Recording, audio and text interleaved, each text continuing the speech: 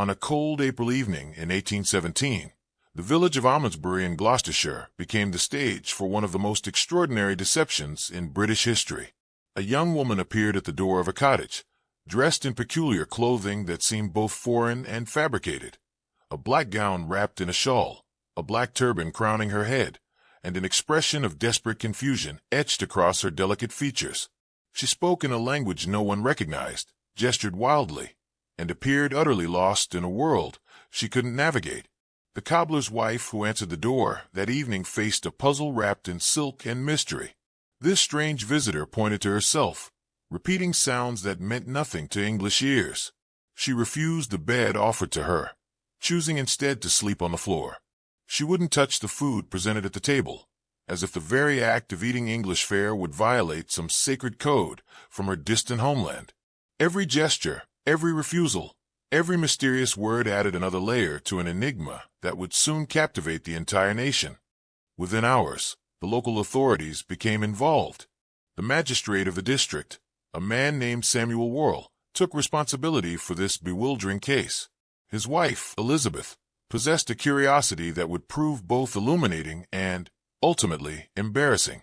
The Worrells were wealthy, educated members of the gentry, precisely the kind of people who prided themselves on worldly knowledge and cultural sophistication. When they looked at this mysterious woman, they saw not a vagrant or a fraud, but a genuine exotic puzzle demanding their attention and protection. The stranger demonstrated behaviors that defied explanation. She climbed trees with unusual agility. She swam in local ponds using strokes unfamiliar to Western eyes. When presented with tea from China, her face lit with recognition and joy, as if encountering a taste of home after a harrowing journey. She drew pictures, crude but evocative images of ships, islands, and figures in foreign dress. Through these drawings and elaborate pantomimes, she communicated a story of kidnapping, of being torn from her homeland by pirates, of jumping from a ship to escape her captors. The village of Almondsbury had never seen anything quite like this. In an era when news traveled slowly and the exotic East represented mystery and wonder to most British citizens, this woman offered a living, breathing connection to worlds they'd only read about in adventure novels. She wasn't just a curiosity. She was a portal to the unknown, a real-life princess from a fairy tale stepping into their mundane English reality. Mrs. Worrell became particularly invested in solving the mystery. She invited scholars, travelers, and anyone with knowledge of foreign languages to meet this strange visitor. Portuguese sailors examined her and shook their heads. A Greek merchant tried his native tongue without success. Every attempt to pierce the linguistic barrier failed, which only deepened the intrigue. If she couldn't speak any known language, then surely she must come from somewhere truly remote, truly extraordinary. Then came the breakthrough that would transform speculation into conviction. A Portuguese sailor named Manuel Enesso claimed to understand fragments of her speech. Through him, the impossible story began to take shape. She was Princess Caraboo, he explained, from an island called Javasu in the East Indies. She had been kidnapped by pirates, held captive on their ship for weeks, and had finally escaped by jumping overboard near the Bristol Channel, swimming to shore to find herself in this alien English landscape. If cases like this fascinate you, subscribe to The Crime O'Clock, where every mystery has a ticking timeline waiting to be uncovered. The Worrells didn't just believe this story. They embraced it with the fervor of people who'd stumbled upon something truly remarkable. Their home became Princess Caraboo's sanctuary, and she became their prized guest, a living trophy of their charitable sophistication and worldly discernment. But in the shadows of this exotic fairy tale, the clock was already ticking toward an unraveling that would shock Georgian England and expose the breathtaking audacity of one woman's imagination. Princess Caraboo's language flowed like music from an undiscovered country. The sounds she produced were rhythmic, confident, utterly convincing to ears unfamiliar with the linguistic landscape of the Far East. She spoke with authority, her invented tongue rolling off her lips as naturally as English rolled off theirs. Caraboo, she would say, pointing to herself. Javasu, she would declare, gesturing toward some distant, imaginary horizon. Every syllable was a brick in the construction of an elaborate palace, built entirely from fiction. The brilliance of her deception lay not in complexity, but in consistency. She never wavered, never slipped into English, never broke character even when alone or when she thought no one was watching. Servants reported that she maintained her charade in private moments, praying in her strange language, speaking to herself in those foreign sounds, living the role so completely that doubt seemed absurd.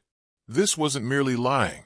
This was method acting before the term existed, a total inhabitation of a fabricated identity. Mrs. Elizabeth Worrell took it upon herself to document this mysterious language. She sat with Princess Caraboo for hours, transcribing the sounds, attempting to create a lexicon of this previously unknown tongue. The princess would point to objects, table, chair, window, and provide their supposed Javasu equivalents. Mrs. Worrell dutifully recorded each word, creating what she believed would be an invaluable contribution to linguistic scholarship. She never considered that she was simply documenting the spontaneous inventions of a woman making sounds without meaning, stringing together syllables that held significance only in the moment of their creation. The vocabulary grew daily. Princess Caraboo taught them words for food, for colors, for emotions. She corrected their pronunciation with the patience of a true teacher, insisting on precise intonation and emphasis. When they got it wrong, she would shake her head and demonstrate again, as if the difference between their attempt and her version mattered in some objective linguistic reality. It didn't, of course. She was simply remembering what nonsense she'd invented the day before and ensuring continuity in her performance. Manuel Enesso, the Portuguese sailor who claimed partial understanding of her language, became an unwitting accomplice in the deception. Whether he was genuinely confused, seeking attention himself, or simply playing along with what seemed like harmless entertainment remains unclear. But his validation provided crucial legitimacy. When an actual sailor, a man who traveled the world and heard countless languages, confirmed that he recognized elements of Princess Caraboo's speech, skepticism crumbled.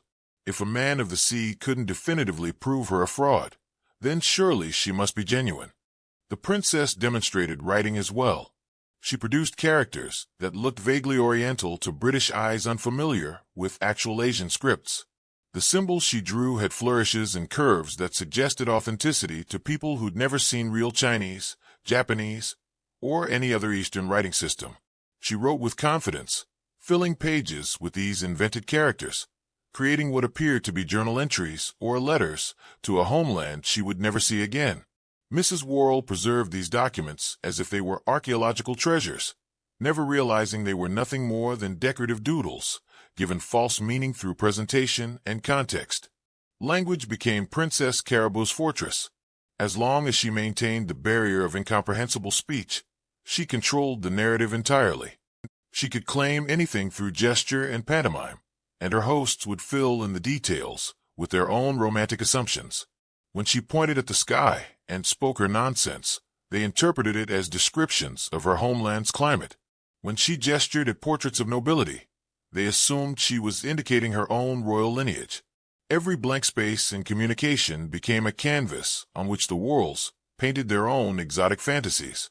The surrounding community became invested in decoding Princess Caraboo.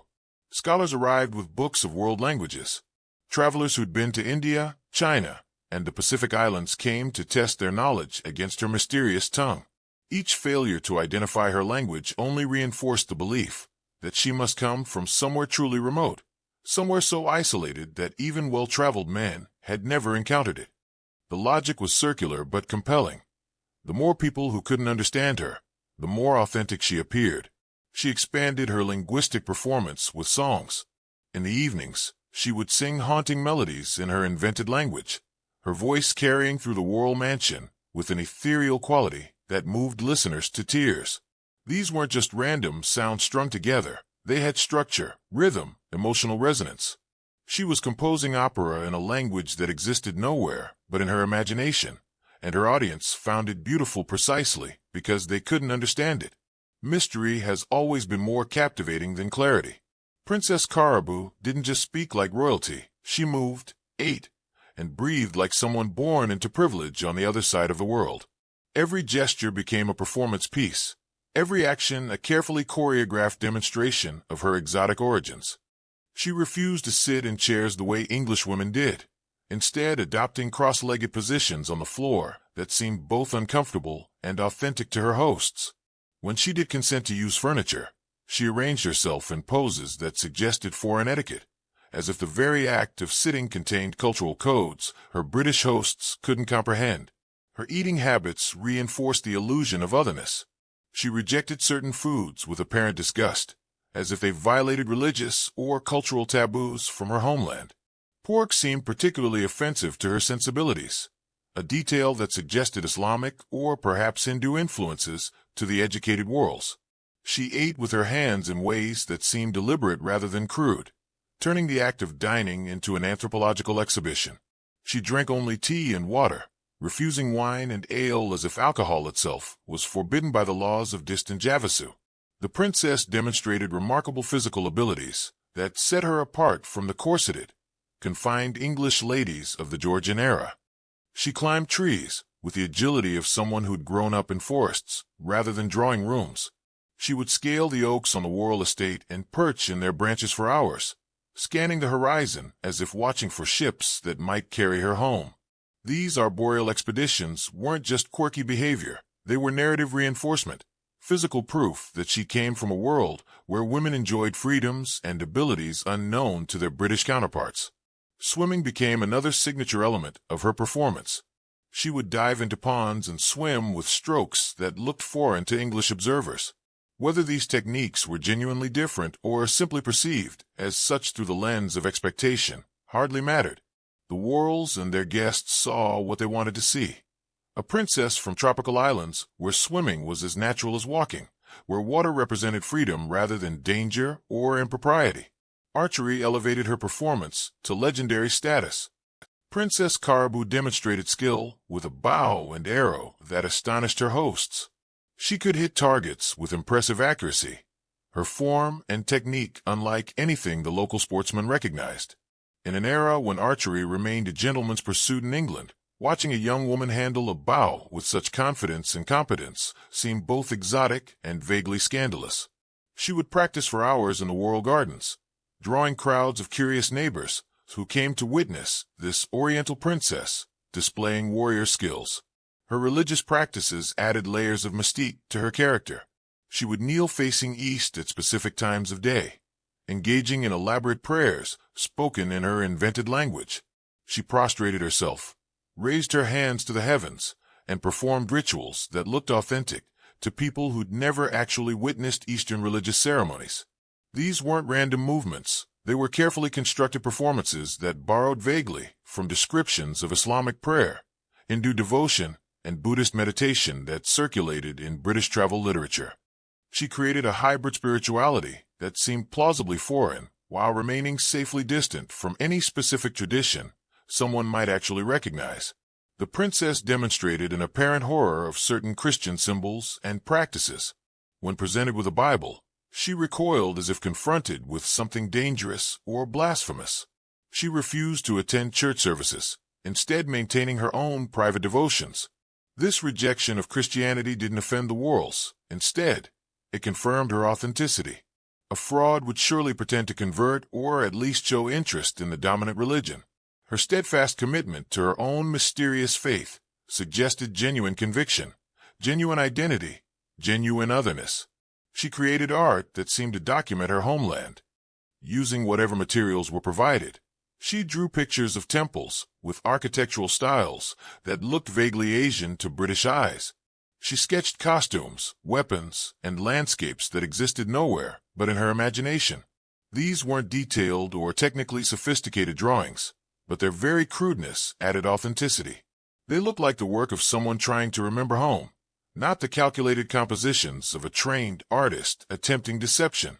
Music became another tool in her arsenal of authenticity. Beyond the songs in her invented language, she demonstrated unfamiliarity with British musical traditions while showing apparent recognition of instruments that might exist in the East. When presented with a tambourine, she played it with enthusiasm and skill.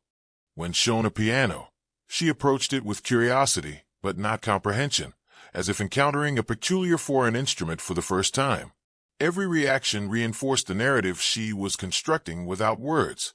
Her interactions with other women revealed careful social intelligence. She showed particular warmth toward Mrs. Worrell, developing what appeared to be genuine affection for her benefactress. She engaged in feminine activities, needlework, flower arranging, gentle walks, but always with that slight difference that marked her as foreign. She would embroider patterns that looked oriental, arrange flowers in asymmetrical compositions that suggested different aesthetic principles, walk with a gait that seemed both graceful and unusual. The princess maintained an air of melancholy that made her story emotionally resonant. She would stare toward the horizon with apparent longing, as if searching for her lost kingdom. She would touch certain objects, particularly anything that might have come from Asia, with tenderness that suggested homesickness. This sadness made her sympathetic rather than merely strange, transforming her from curiosity into tragic heroine. The phenomenon of Princess Caraboo divided Georgian society into passionate camps. In drawing rooms across Gloucestershire and beyond, debates raged about the mysterious woman who'd captured the nation's imagination. Was she truly a displaced royal from the Far East, or was she the most audacious charlatan England had ever seen? The answer people chose revealed as much about them as it did about the princess herself. Mrs. Elizabeth Worrell became Princess Caraboo's most devoted champion. For her, the princess represented something more than a curious houseguest. She was a project to puzzle, a cause that elevated Mrs. Worrell's own social standing. By harboring this exotic mystery, Mrs. Worrell transformed herself from merely another wealthy gentleman's wife into a figure of importance, a patron of the extraordinary. She hosted elaborate gatherings where Princess Caraboo performed her foreignness for audiences of titled visitors, scholars, and social climbers eager to witness the sensation firsthand. Dr. Charles Wilkinson, a distinguished physician and scholar, examined Princess Caraboo with scientific rigor and declared her authentic. He studied her physical features, noting characteristics he believed consistent with Far Eastern origins. He observed her behaviors, her reactions to stimuli, her apparent disgust at certain foods and fascination with others. His professional endorsement carried enormous weight in a society that valued scientific authority. When a respected doctor confirmed the princess's legitimacy, skepticism seemed not just unfounded but almost vulgar. The Bath Chronicle sent reporters to document the phenomenon. Their articles transformed Princess Caraboo from local curiosity into national sensation. Descriptions of her exotic habits, her mysterious language, her royal bearing spread through newspapers across Britain. Each article added fuel to the public fascination, drawing more visitors to the Worrell estate, more scholars eager to study this living enigma, more believers ready to accept the impossible as fact. Yet doubt festered in certain quarters. Some servants at the Worrell household whispered concerns they dared not voice openly to their employers. They noticed small inconsistencies, moments when the princess seemed to understand English despite her apparent incomprehension, instances where her reactions seemed calculated rather than spontaneous. But servants' observations carried little weight against the convictions of their social superiors. Class prejudice worked in Princess Caraboo's favor. The educated elite trusted their own judgment over the intuitions of domestic workers. Local clergy viewed the situation with suspicion tinged with theological concern. Reverend Henry Harrington questioned whether harboring someone who rejected Christianity was appropriate, regardless of her royal status. He worried that the fascination with Princess Caraboo represented dangerous flirtation with paganism, an unseemly obsession with the exotic that distracted from proper Christian devotion. His concerns were dismissed as narrow-mindedness by the Worrells and their circle, who prided themselves on cosmopolitan tolerance. Some visitors left the Worrell estate unconvinced. They couldn't articulate precisely what felt wrong, but something in the performance struck them as rehearsed rather than natural. The princess's language seemed too consistent, her behaviors too perfectly aligned with British fantasies about Eastern exoticism. She was almost too authentic, hitting every expected note, without variation or surprise. Real people from foreign cultures brought unexpected elements, strange contradictions, behaviors that didn't fit neat categories. Princess Caraboo seemed instead like an amalgamation of everything British people imagined about the mysterious East. The most dangerous skeptics were those with actual knowledge of Asian cultures. A merchant who'd spent years trading in India observed Princess Caraboo and noticed that nothing about her, not her gestures, her clothing, her supposed customs, matched anything he'd actually encountered in his travels. But his testimony carried a paradoxical weakness. He'd been to India, not every island in the vast Pacific or every remote corner of the East Indies.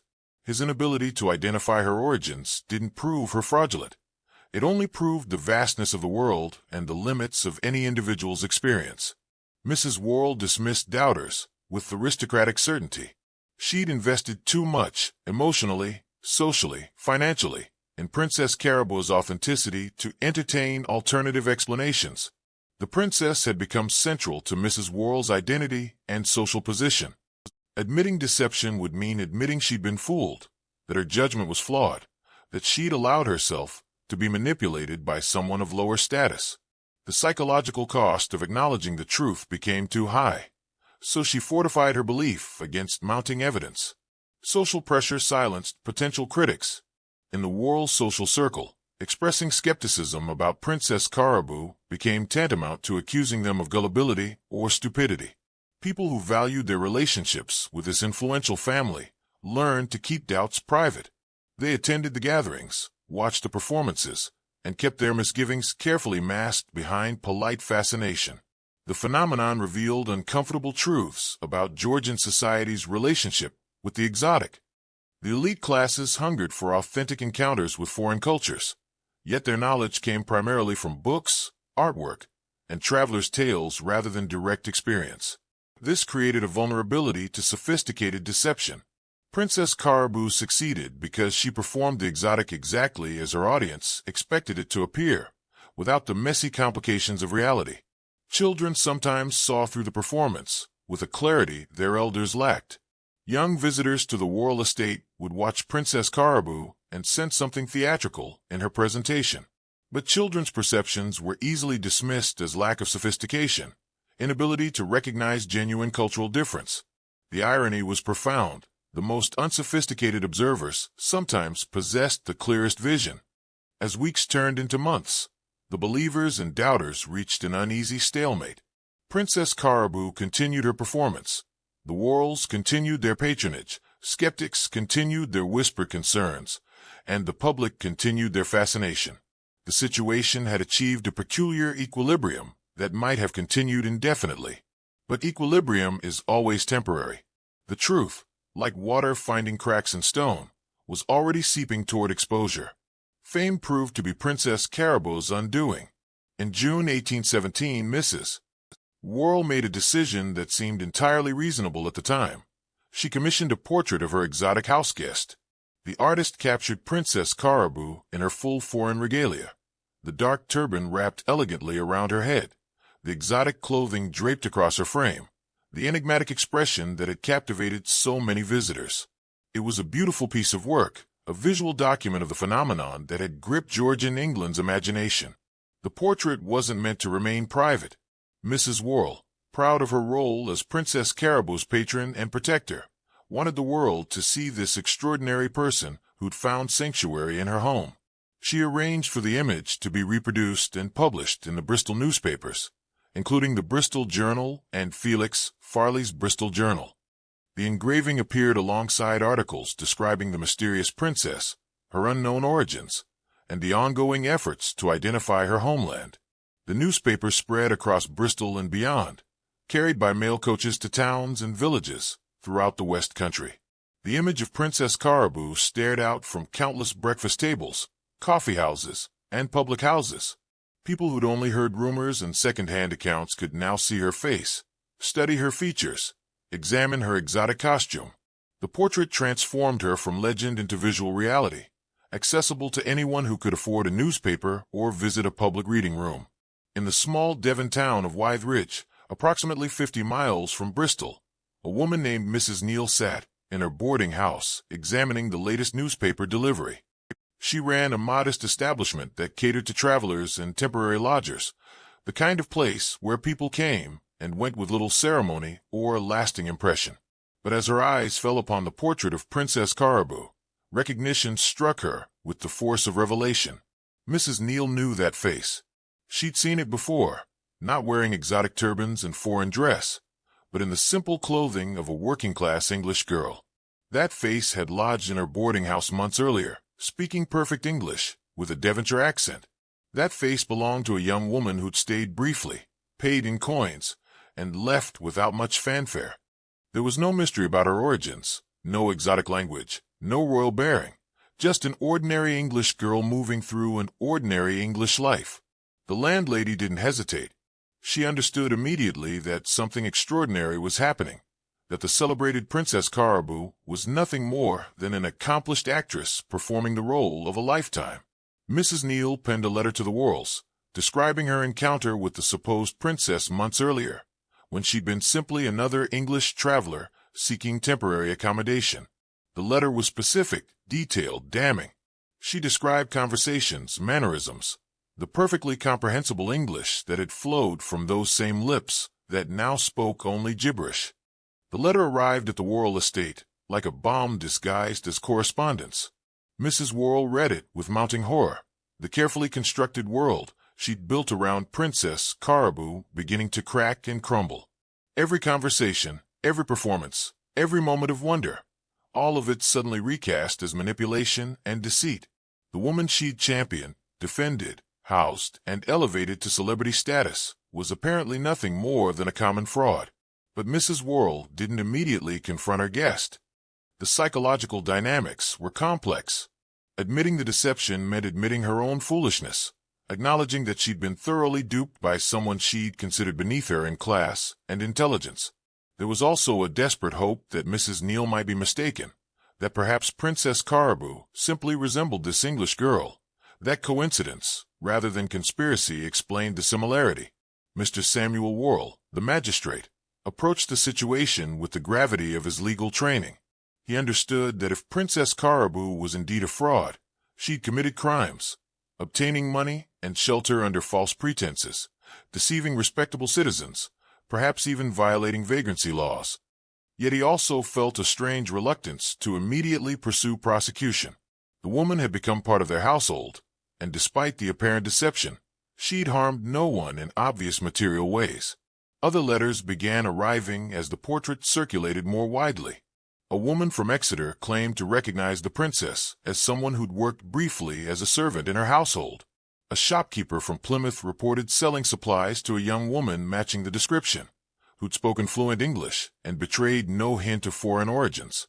Each correspondence added weight to the mounting evidence that Princess Caraboo was an elaborate fiction.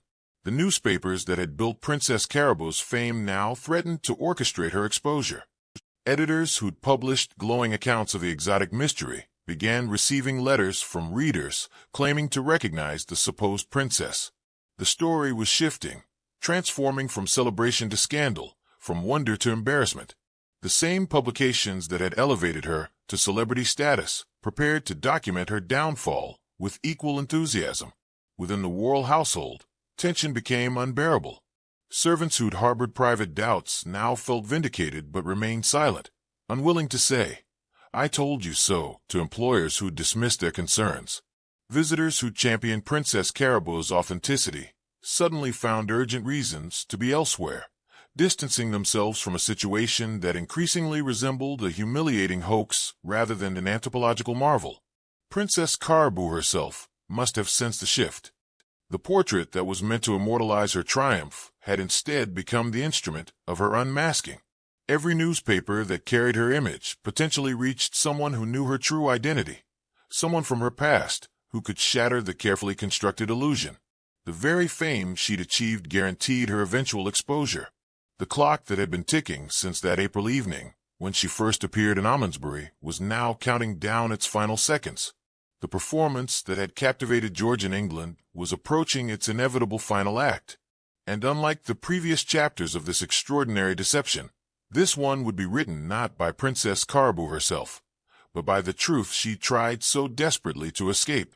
The confrontation came on a June morning, when the weight of evidence could no longer be ignored. Mrs. Worrell summoned Princess Caraboo to the drawing room, where so many performances had enchanted educated audiences. This time there would be no crowd of admirers, no scholars taking notes, no visiting nobility marveling at exotic customs. Only Mrs. Worrell, her husband the magistrate, and the young woman who'd maintained an impossible fiction for nearly 3 months. Mrs. Worrell held the letters in her trembling hands, testimonies from multiple sources, all identifying Princess Caraboo as an English girl who spoke perfect English and possessed no royal lineage whatsoever. The evidence was irrefutable, the charade unsustainable. With a mixture of anger, hurt, and genuine curiosity, Mrs. Worrell demanded the truth. Who was this woman really? Where did she actually come from? And how had she managed to deceive so many educated, worldly people for so long? The moment stretched between them, heavy with consequence. Princess Caraboo could have maintained her performance, could have insisted through gesture and invented language that these accusations were mistaken, that she truly was who she claimed to be. But perhaps she recognized the futility of continued deception, or perhaps some part of her felt relief at the prospect of finally dropping a mask that must have been exhausting to wear every waking moment. She spoke. In perfect, unaccented English, the voice that had been silent for months finally emerged. The exotic princess vanished, replaced by a young woman named Mary Baker, born in 1791 in the village of Wytheridge in Devonshire, the very town where Mrs. Neal's boarding house stood. She was the daughter of a cobbler, not a king. Her kingdom was rural England, not some distant tropical island. Everything had been invented, performed, sustained through sheer audacity and careful observation of her audience's expectations. The confession poured out in a torrent of explanation and justification. Mary Baker described a life of poverty and disappointment that had driven her to increasingly desperate measures. She'd worked as a servant in various households, never finding stability or satisfaction. She'd been married briefly to a man who abandoned her. She'd given birth to a child she couldn't support. The conventional paths available to working-class women had all led to dead ends, so she'd invented a new path entirely, one where her poverty and lack of prospects could be reframed as exotic mystery rather than common failure. The language of Princess Caraboo, Mary explained, was pure invention, meaningless sounds strung together with internal consistency. She'd created it spontaneously, and then remembered what she'd said, maintaining the fiction through memory and improvisation. The writing was decorative nonsense, symbols that looked foreign to people who'd never seen actual Asian scripts.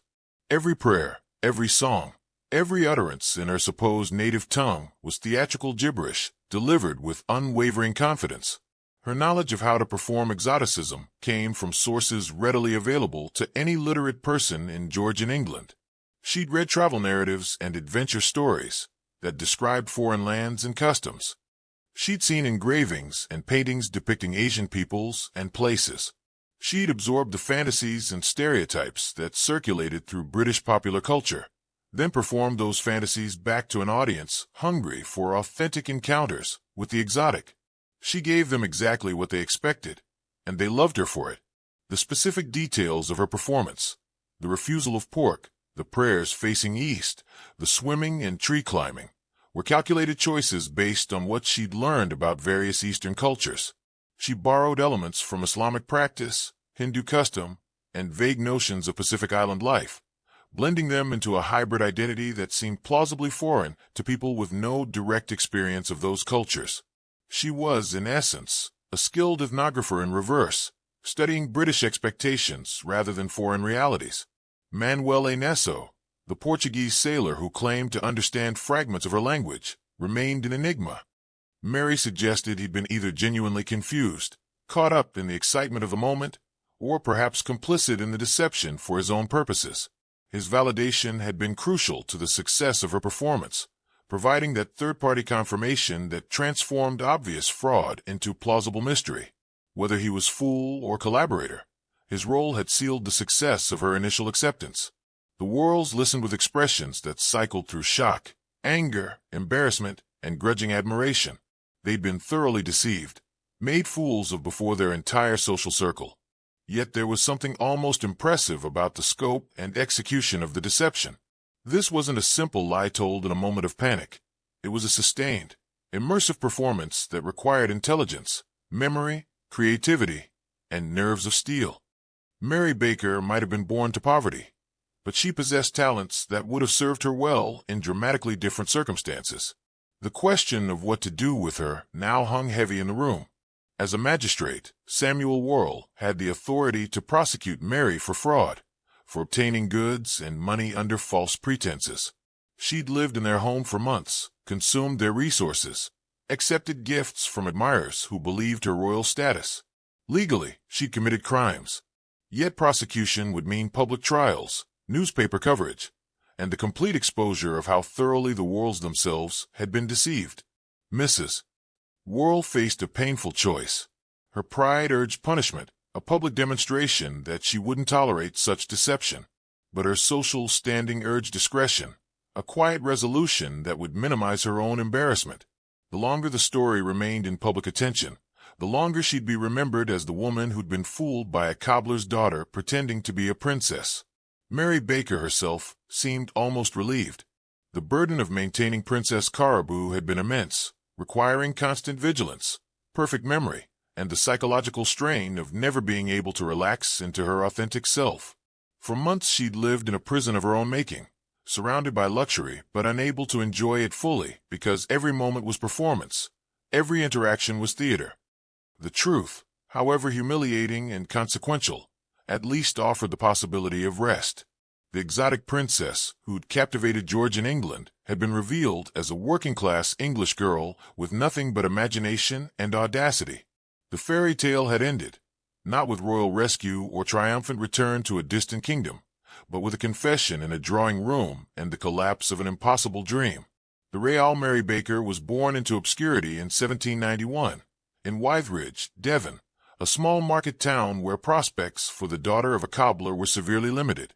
Her father, a tradesman of modest means, worked with his hands to repair the shoes of farmers, laborers, and the occasional gentleman passing through.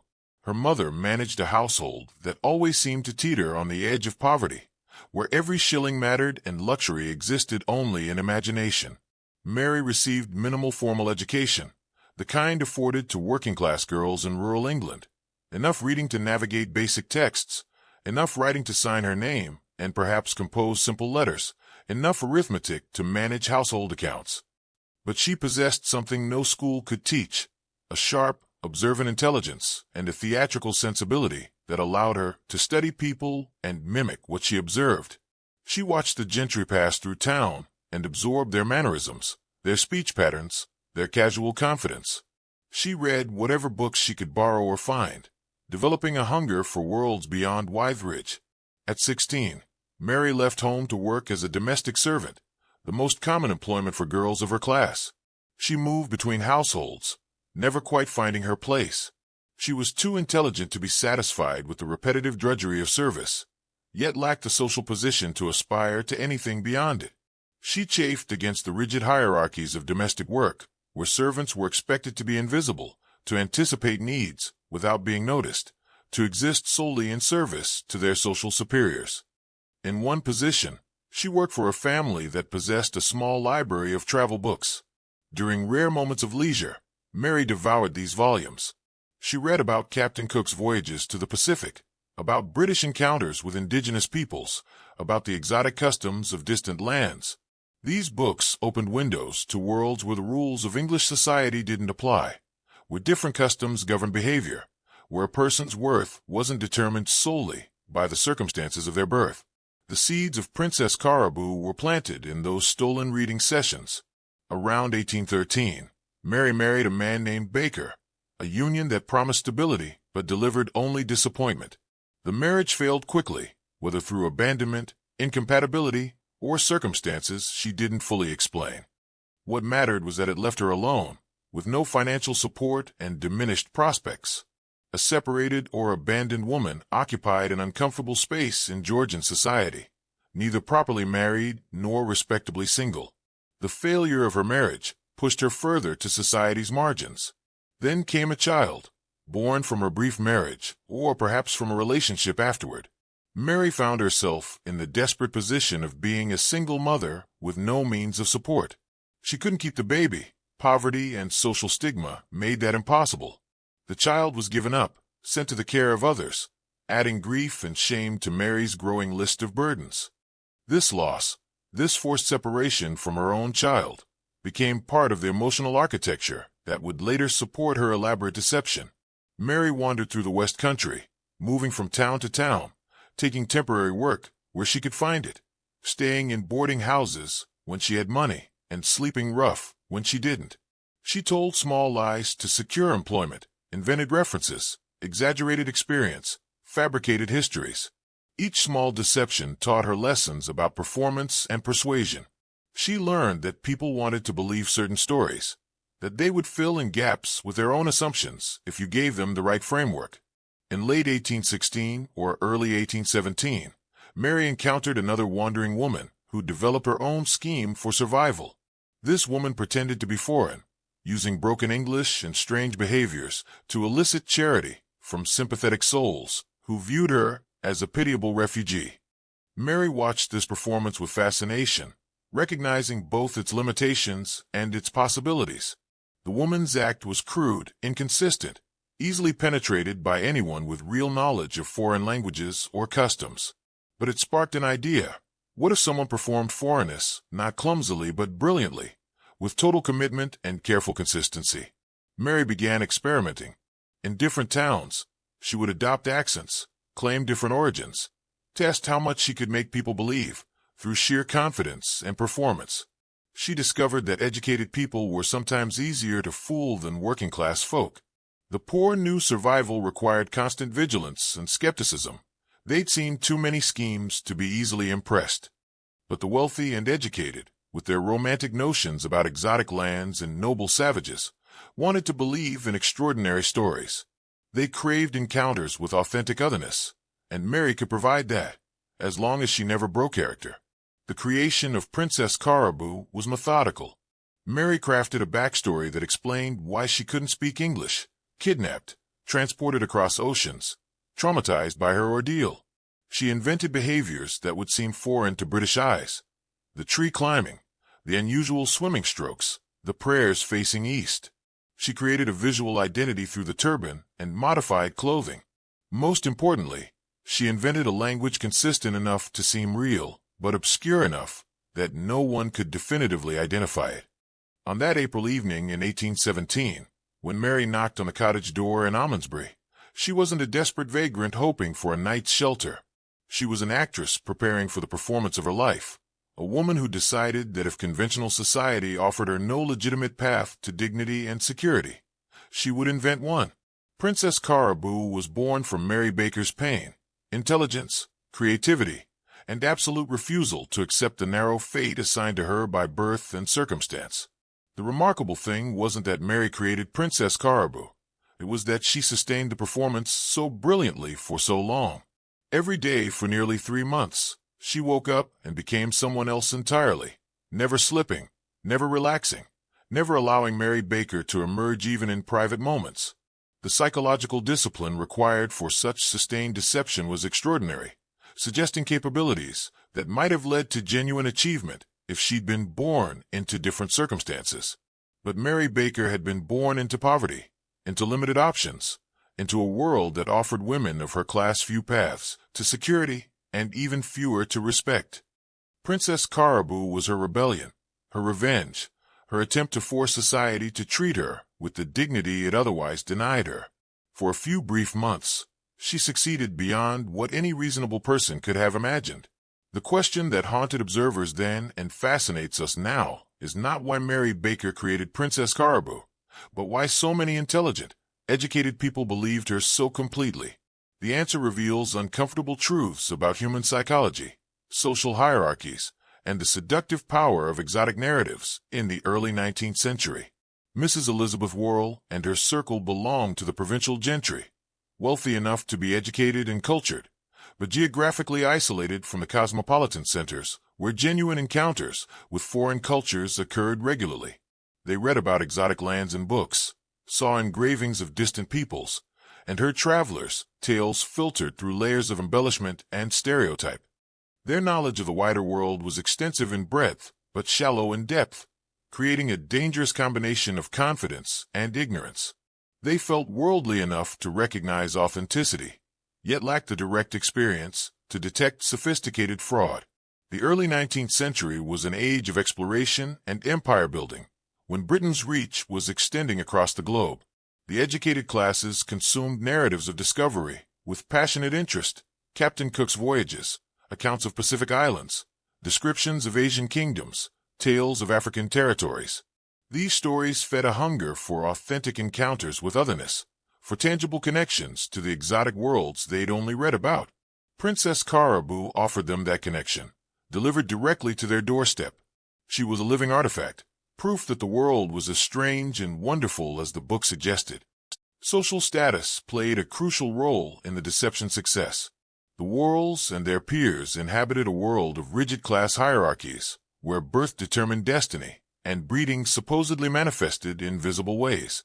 When they looked at Princess Caraboo, they saw someone who carried herself with natural dignity, who demonstrated refinement and grace that seemed inconsistent with common origins.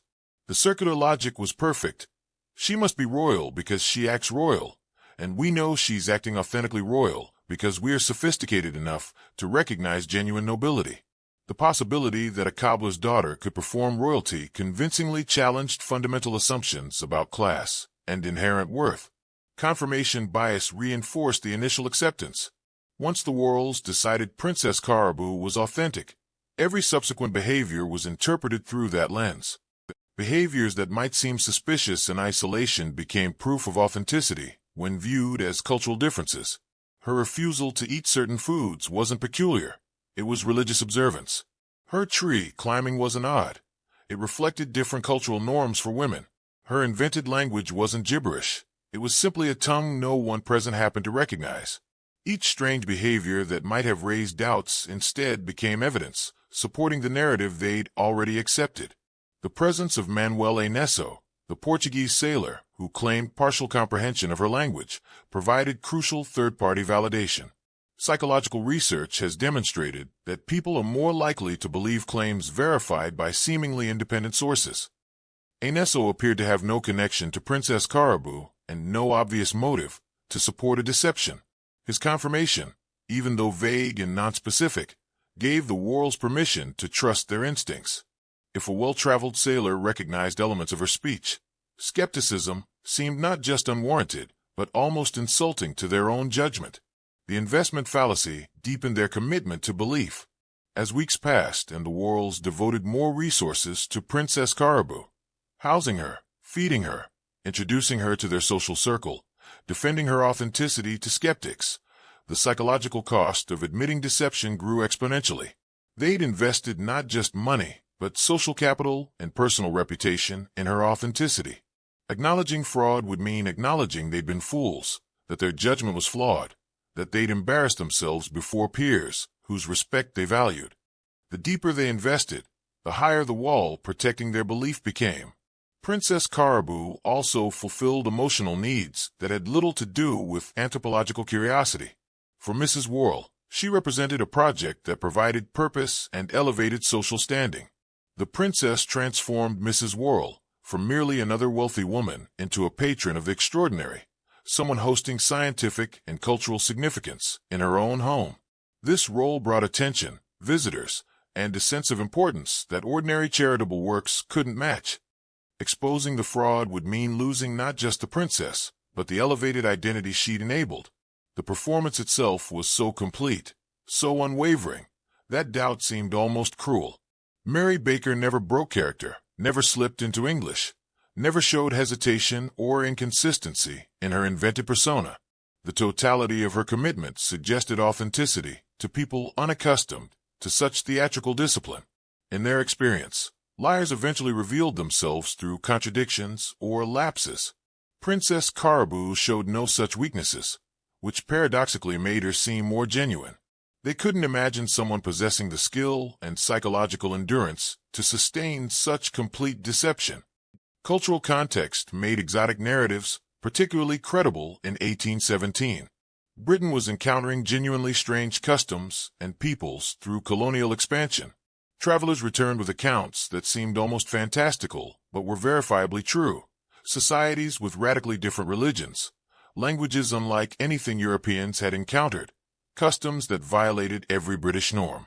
In a world where truth was genuinely stranger than fiction, Princess Caraboo's story didn't seem impossible. It seemed like one more example of the world's infinite variety, one more proof that reality exceeded imagination. The believers also suffered from what modern psychology calls the availability heuristic. They judged the probability of Princess Caraboo's authenticity based on how easily they could imagine such a scenario. And they could imagine it very easily, because similar stories circulated constantly in popular literature and travel narratives. Kidnapped royalty, shipwrecks, exotic refugees. These were familiar narrative patterns. Princess Caraboo fit a pre-existing template in their cultural imagination, making her seem plausible in ways that a truly novel deception might not have. Perhaps most fundamentally, they wanted to believe. In an age of increasing industrialization and social regimentation, Princess Caraboo represented something magical, something that suggested the world still contained mystery and wonder. She offered an escape from mundane reality into romantic fantasy. Accepting her as genuine meant accepting that extraordinary things could still happen, that the world wasn't fully mapped and cataloged, that magic hadn't entirely fled before the advance of reason and science. If cases like this fascinate you, subscribe to the Crime O'Clock, where every mystery has a ticking timeline waiting to be uncovered. The psychology of belief that enabled Princess Caraboo's success remains relevant today, manifesting in different forms, but driven by the same human needs. The desire for meaning, the comfort of confirmation bias, the social costs of admitting error, and the eternal appeal of stories that make reality more interesting than it appears. The Worrells faced a delicate problem. They possessed a confessed fraud living under their roof, a woman who deceived them thoroughly and made them look foolish before their entire social circle. Yet prosecution would mean public trials, newspaper coverage that would immortalize their gullibility, and the transformation of an embarrassing episode into a permanent scandal. They chose instead a quiet resolution that served everyone's interests.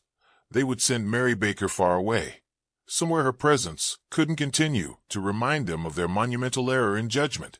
Mrs. Worrell, despite her anger and humiliation, displayed unexpected compassion.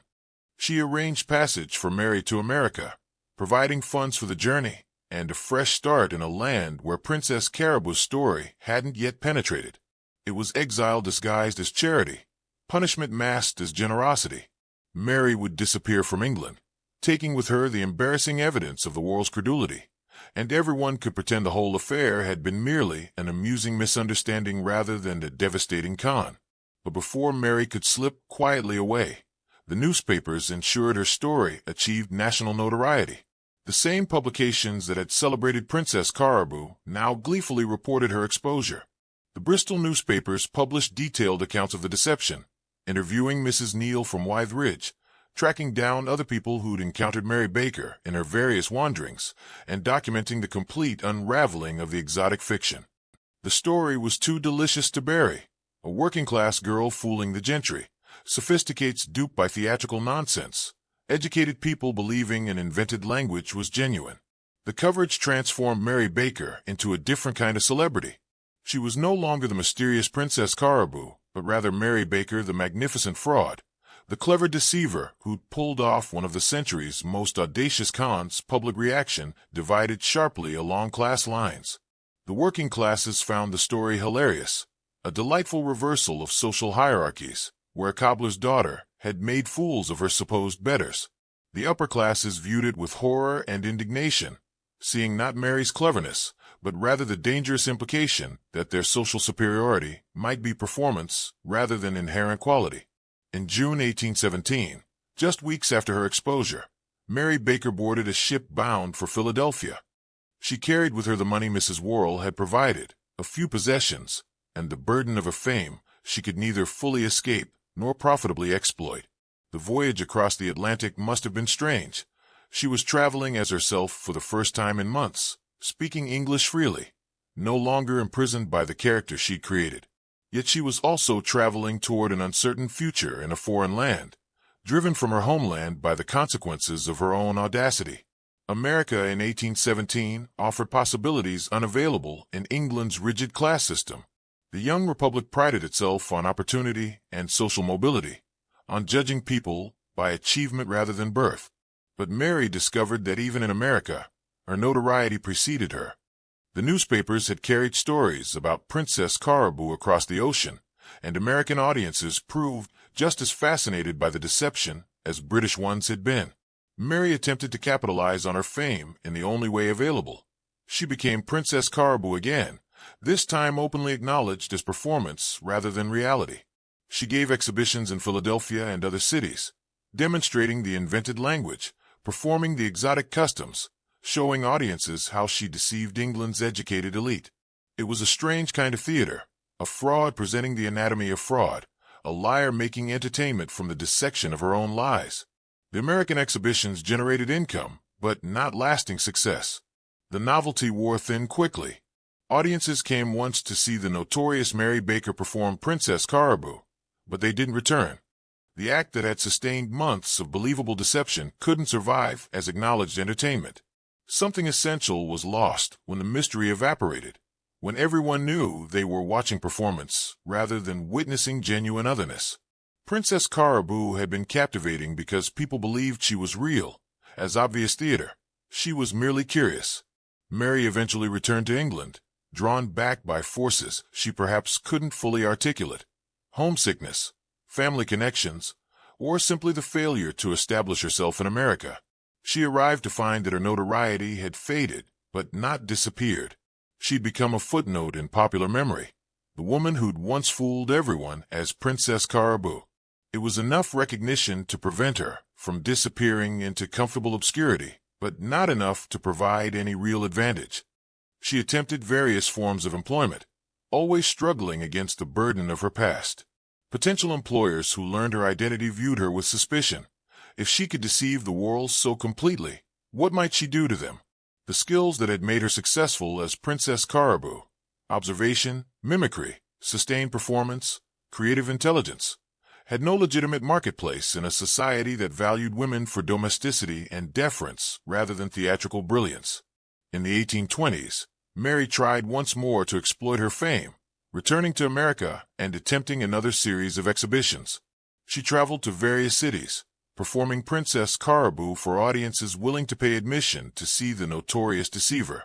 But the second attempt succeeded even less than the first. The story was old now, the novelty completely exhausted. America had moved on to newer scandals and fresher sensations. Mary Baker spent her later years in poverty, the very condition she tried so desperately to escape through her elaborate deception. She worked when she could find employment, struggled when she couldn't, and lived with the knowledge that her one great achievement, the creation and performance of Princess Caraboo, had brought her temporary fame but no lasting security or happiness. The exotic princess who'd captivated Georgian England ended her days as an ordinary English woman, fighting the same battles against poverty and obscurity she'd fought before donning the turban. She died in Bristol on December 4, 1864, at the age of 73. The newspapers that had once celebrated and then exposed her barely noted her passing. She was buried in a pauper section of Hebron Road Cemetery, her grave unmarked and quickly forgotten. The woman who'd once convinced educated society she was royalty died in poverty and was laid to rest among the anonymous poor. Yet Mary Baker's story didn't end with her death. Princess Caraboo lived on in memory, in anecdotes, in cautionary tales about gullibility and social pretension. She became a character in novels, a subject of historical curiosity, a symbol of both human ingenuity and human credulity. The performance that had lasted mere months achieved a kind of immortality, outliving both the performer and her original audience. Mary Baker had wanted to escape the narrow fate assigned to her by birth and circumstance. Through Princess Caraboo, she succeeded, not in the way she'd hoped, not with lasting comfort or security, but with something perhaps more valuable, a permanent place in history as the woman who proved that identity itself is performance, that social hierarchies rest on belief rather than reality, and that a clever person with nothing but imagination and courage can, for a time at least, become anyone at all.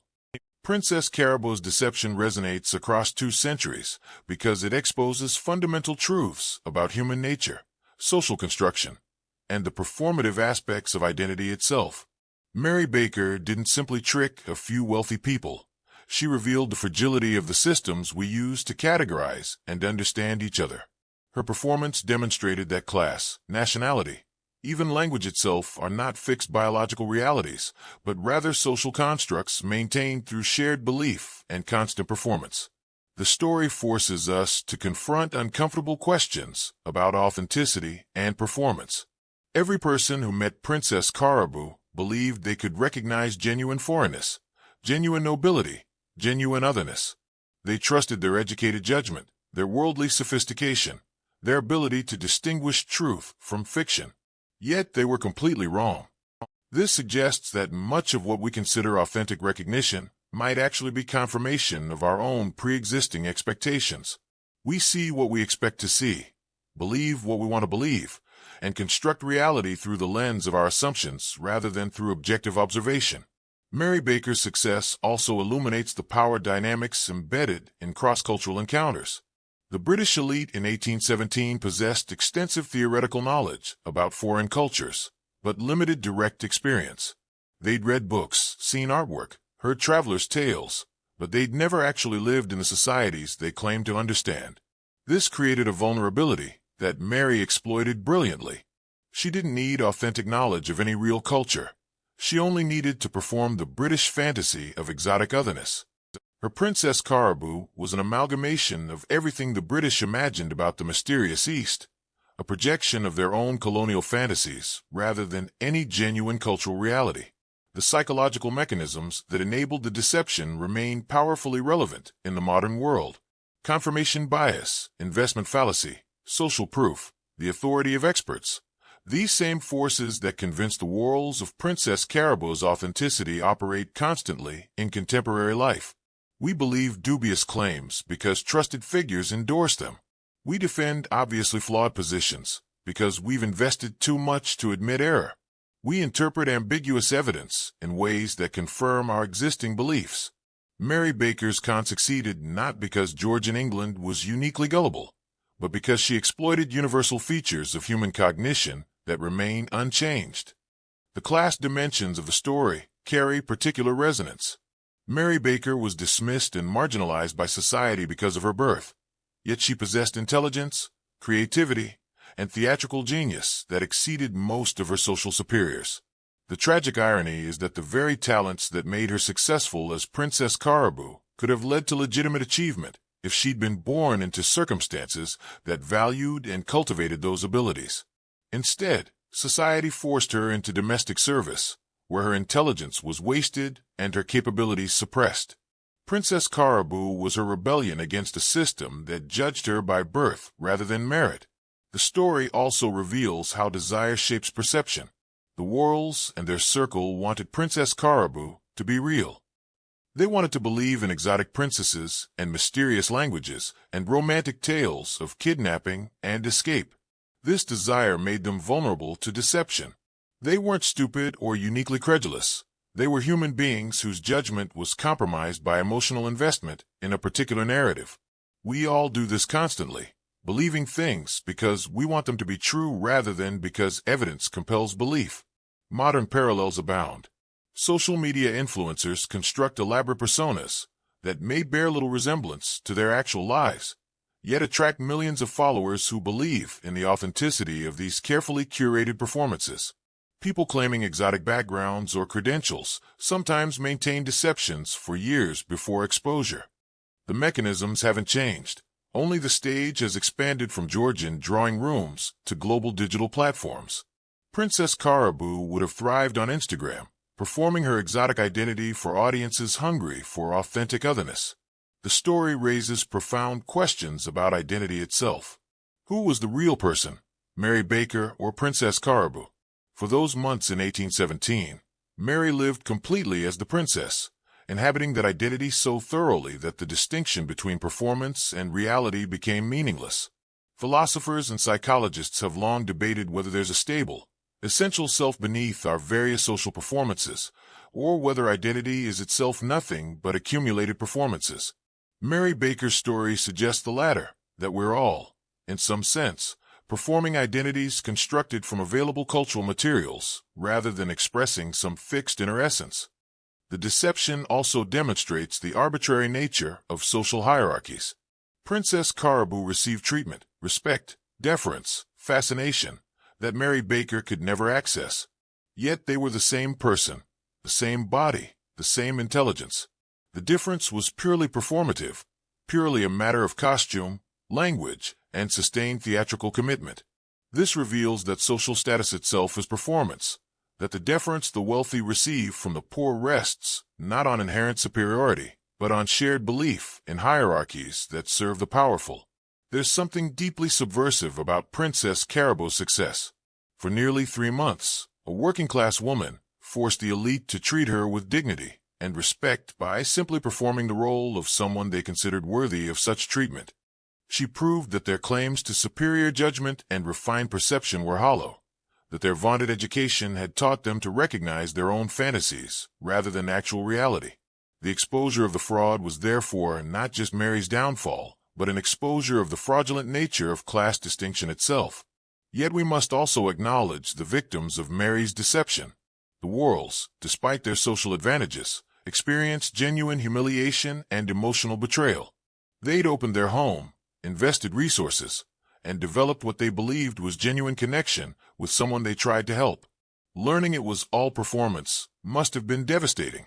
The con artist may be clever and desperate, but the people deceived are still human beings whose trust was exploited and whose emotions were manipulated. What's your take on this case? Share your thoughts below and subscribe to the Crime O'Clock, because the next mystery is already ticking. Mary Baker died in poverty, but Princess Caraboo achieved immortality. The cobbler's daughter who wanted to escape her circumstances succeeded beyond what any conventional path could have offered, not through wealth or security, but through a story so audacious, so perfectly executed, and so revealing about human nature that it continues to captivate audiences 200 years later. In the end, perhaps Mary Baker got exactly what she truly wanted: to be remembered, to matter, to prove that a nobody from nowhere could, through sheer brilliance and courage, force the world to pay attention. The legacy of Princess Caraboo is ultimately about possibility. The possibility that identity is fluid rather than fixed, that social hierarchies rest on belief rather than nature, that clever individuals can rewrite their own stories even when society insists their fates are predetermined. It's a legacy both inspiring and unsettling, a reminder that the world is stranger and more malleable than we typically imagine, and that the boundaries between truth and fiction, authenticity and performance, self and other, are far more permeable than we'd like to believe.